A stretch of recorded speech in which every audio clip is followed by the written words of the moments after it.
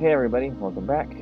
And we are going to get started on our grand adventure. I did a little bit of farming and now we're up to 410 units of fuel, which is absolutely fucking fantastic because that means I'm more likely to be able to get everything done in one shot.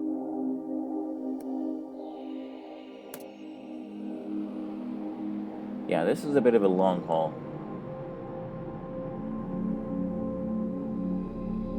One thing I was thinking of doing was at the end of each video was appending a little scene of what the old Star Control 2 music was, basically. Using a tracker to play it, just for gets and shiggles. I don't know if anyone would really want to see that or not, but that's why I put it at the end, because, you can just stop the video. That way you can also read the comments and whatnot that were left in the mod files by the original composers.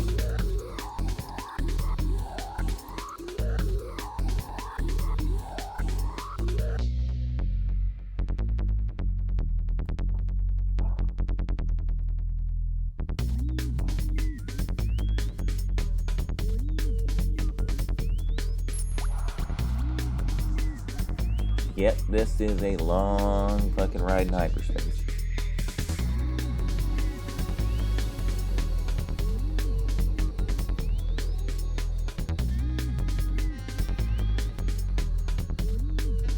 Yeah, the OG music didn't sound anything like this.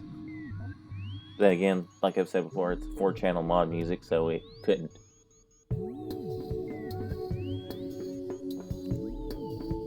I believe this is the 3DO music. The 3DO was a game system similar to the PlayStation in that it used CDs. It had a fairly primitive 3D, basically GPU.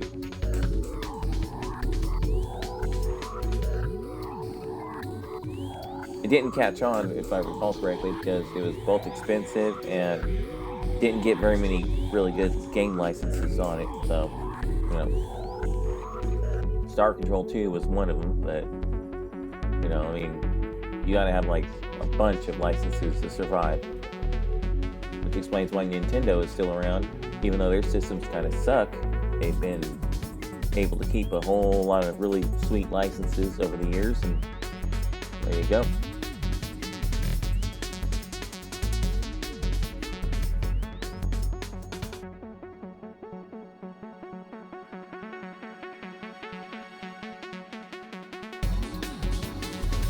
Yeah, I'm running out of shit to just jaw about while I'm waiting for this damn thing to finish. This is actually pretty much the longest journey you're going to see.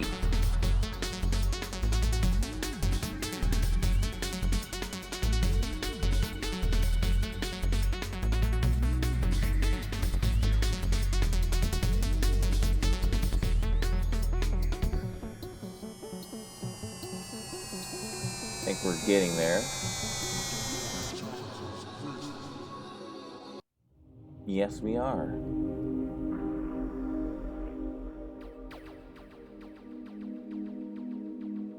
Okay, was that 7 or 8? I think it was a blue one, if I remember right. Yeah, that's a scientific way of putting it.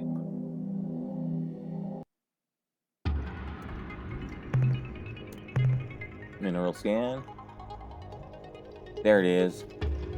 That's what we need. We are taking off immediately after grabbing it, because this planet's a shit show.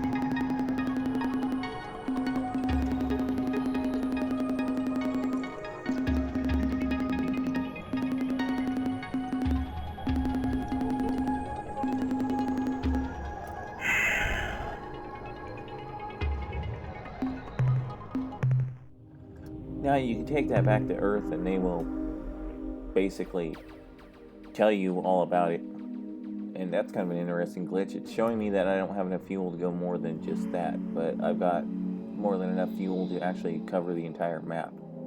That's a little weird. Whatever.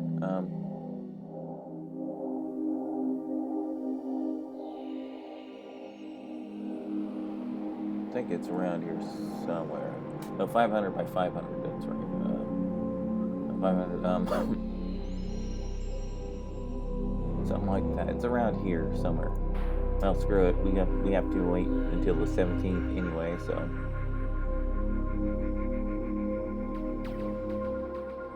We're done with this shitty star system.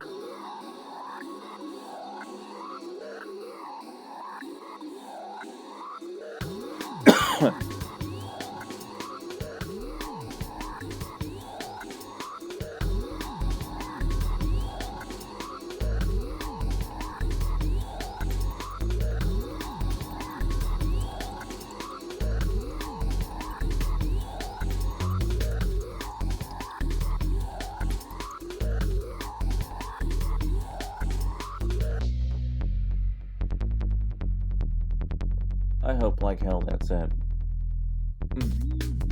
Excuse me, hope like hell that's an heirloom.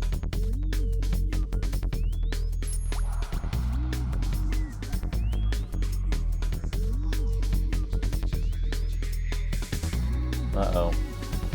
I don't think it is.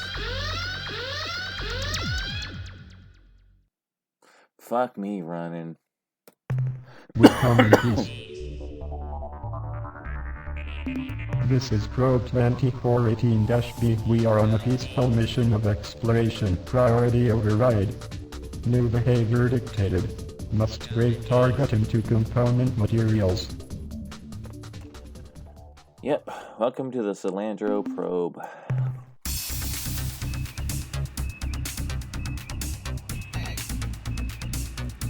Ah, shit. Okay,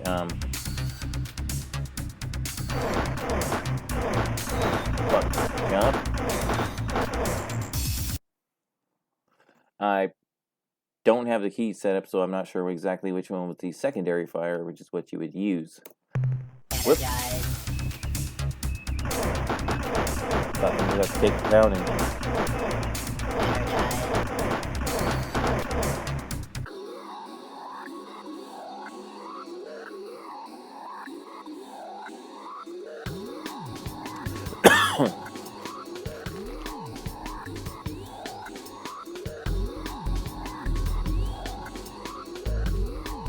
Yeah, the longer you wait, the worse those get, by the way.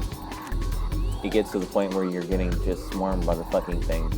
Of course, if you want to take care of that problem, get the... Yeah, I believe it's Beta Corvi. Just be sure to search really closely, because the solution is in a place you would never actually expect. Oh shit, hello. There we are.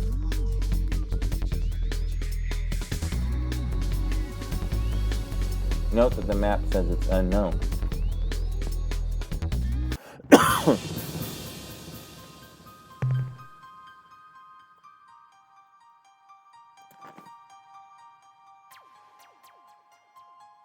And of course, this star map is a whole lot smaller, except it isn't stars, as you can see by the image.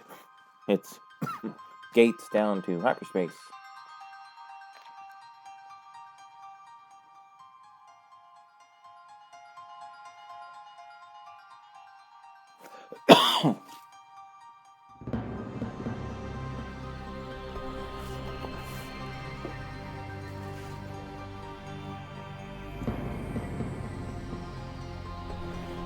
Ha-ha! Our clever ward has found our nook in time.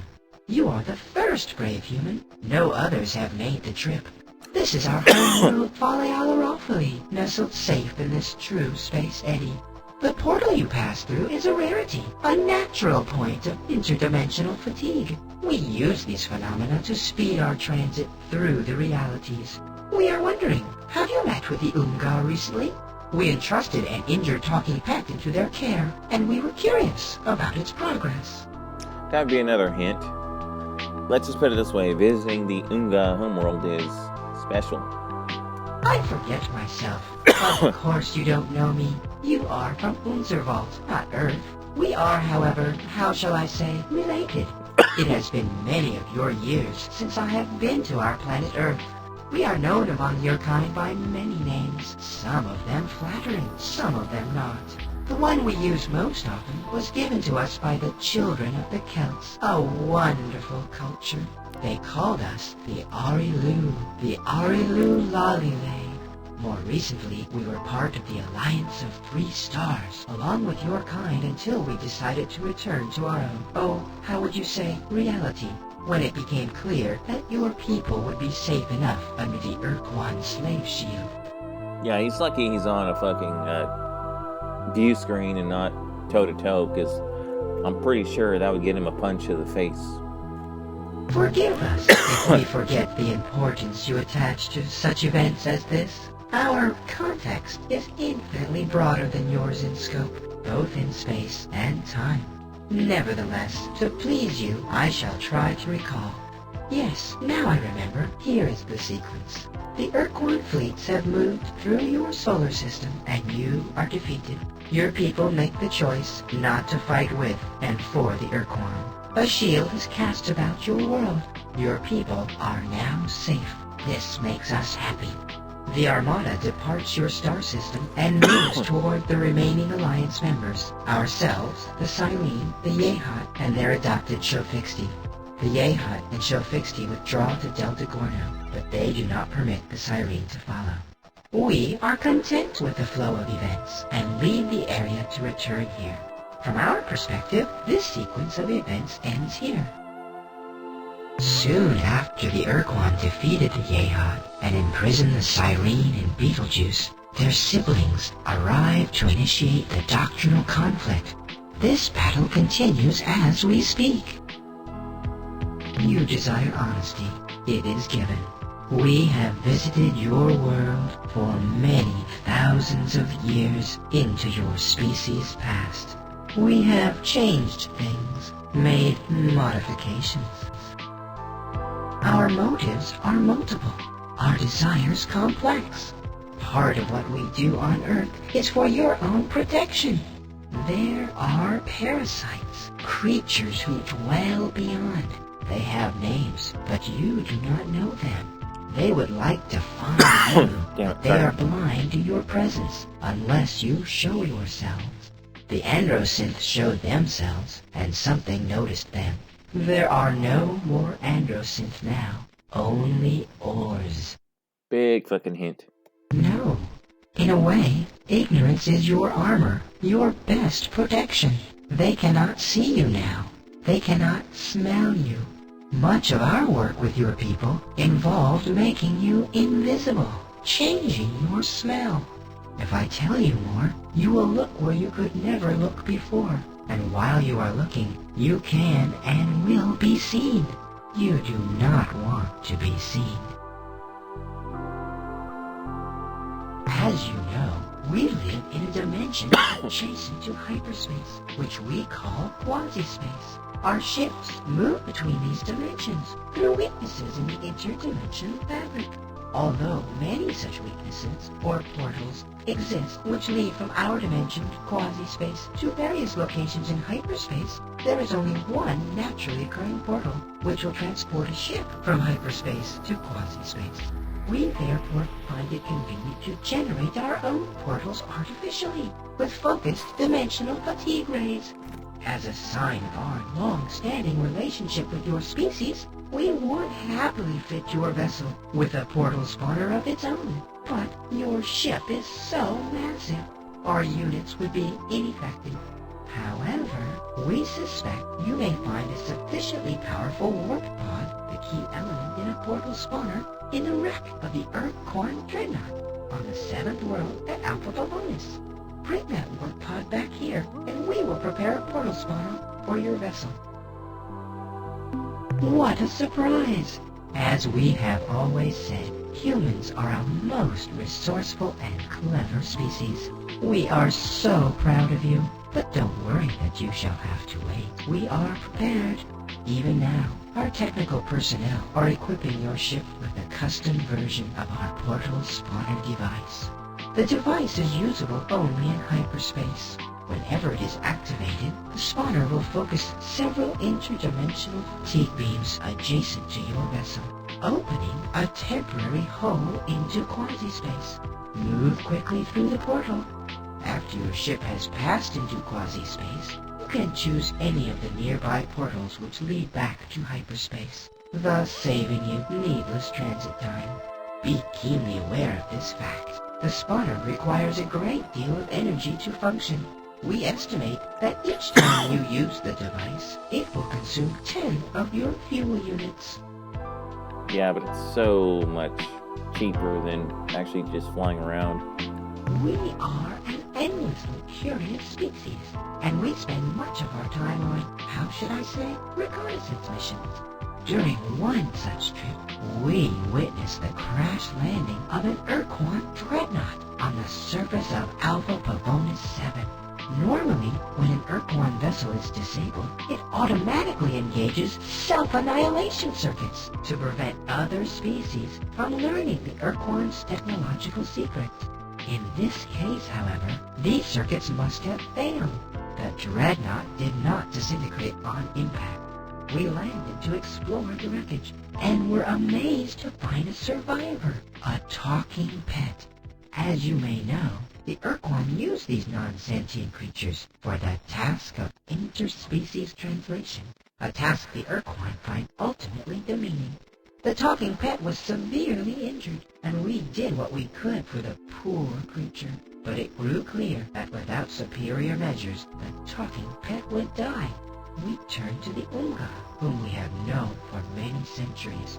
Their bioscience skills are far superior to our own. The Unga promised to do what they could and let us know how the pet fared.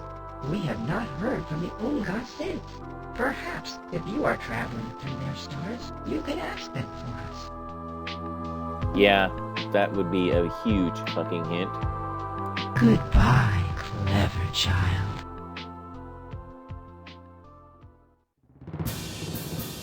Alright. With that, I think I'm going to call this an episode. Next up, I believe I'm going to be going after all the rainbow worlds. Hopefully I'll be able to do that in one shot, and then hit the memory up and get all the tech and shit. And then we can really get into the meat of the game. Alright guys, I will catch you later.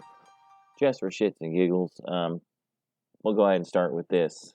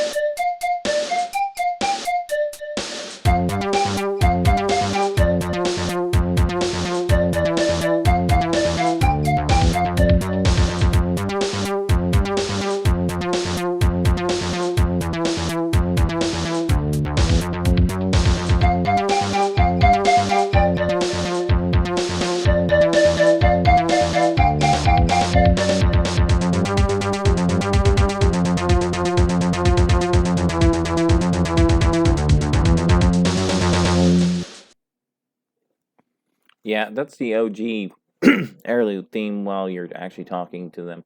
I'm only going to do a few more, like the hyperspace theme, the Starbase Commander, things like that. But not today, of course. I'll do one at the end of each video until basically we've done, the interesting ones. All right, guys. With that, I will catch you later.